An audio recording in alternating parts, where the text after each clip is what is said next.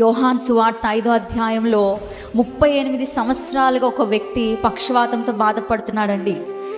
ఆ వ్యక్తి కోసము ఆ వ్యక్తి చెప్పుకోవట్లేదు, ఆ వ్యక్తి తన రోగాన్ని దేవునికి చెప్పుకోవట్లేదు. కానీ పరిశుద్ధ గ్రంథంలో ఉంది, యేసు ఆ వ్యక్తి ఆ స్థితిలో ఉన్నాడని ఎరిగి ఉన్నాడంట. బహుకాలము నుండి ఆ స్థితిలో ఉన్నాడని యేసు ఎరిగి ఉన్నాడంట. ఆ వ్యక్తి చెప్పకపోయినా, ఆ వ్యక్తి ఏమైనా చెప్పాడా, నేను 38 సంవత్సరాలుగా రోగంతో ఉన్నానని చెప్పాడా? చెప్పలేదు.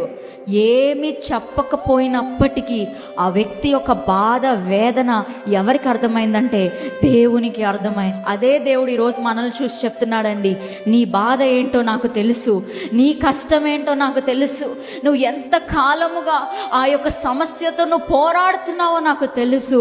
ఒక రోజు రానే వస్తుంది, యేసే నీ దగ్గరకు వచ్చి నీకు అద్భుతాన్ని చేస్తాడు. యేసే నీ దగ్గరికి వచ్చి నీకు మేలుని చేస్తాడు.